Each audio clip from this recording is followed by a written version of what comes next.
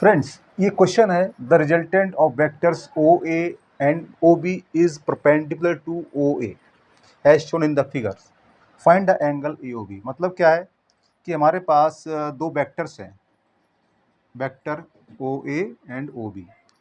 इन दोनों का रिजल्टेंट है वो ओ ए के परपेंडिकुलर है, और जो ओ ए है ना वो एक्स एक्सिस के अलोंग है। और आप जानते हो कि वाई एक्सिस और एक्स एक्सिस एक दूसरे पर परपेंडिकुलर होती है, तो इसका मतलब क्या हुआ कि जो ओ ए और ओ बी का रिजल्टेंट है वो ओ ए के परपेंडिकुलर। इसका मतलब क्या होता है कि वो रिजल्टेंट है वो वाई एक्सिस के अलोंग है। ठीक है, सो स्टार्ट करते हैं इसको सॉल्यूशन। तो देखिए, पहले हमारे पास क्या क्या इन्फॉर्मेशन है, पहले वो नोट कर लेते हैं कि vector O A plus vector O B is equal to vector O are.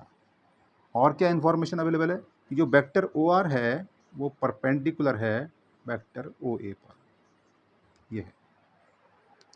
तो हमें निकालना है theta.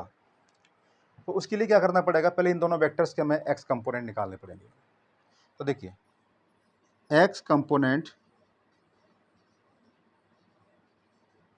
Of O A, vector O A, तो ये आएगा modulus of vector O A cos 0 degree.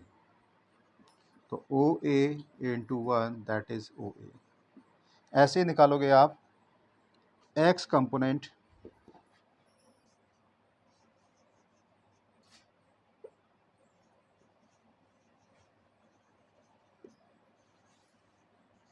O B, vector O B. So modulus of vector OB cos theta.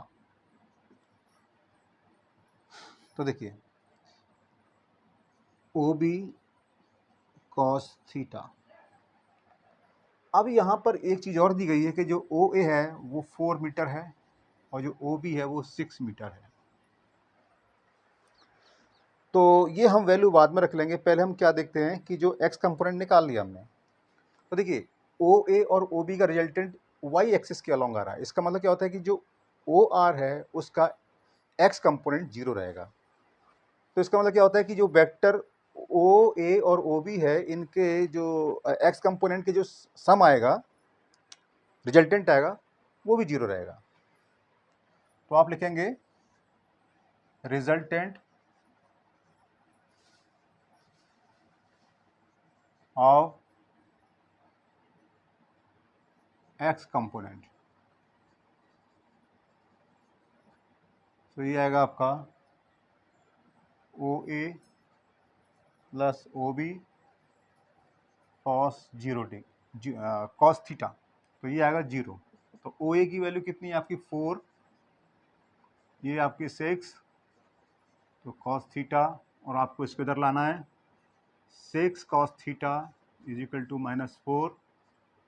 So cos theta is equal to -4/6, यानी कि theta is equal to cos inverse in bracket -2/3। ये हमारा angle आ गया और यही हमें बताना था। तो यही हमारा आंसर है।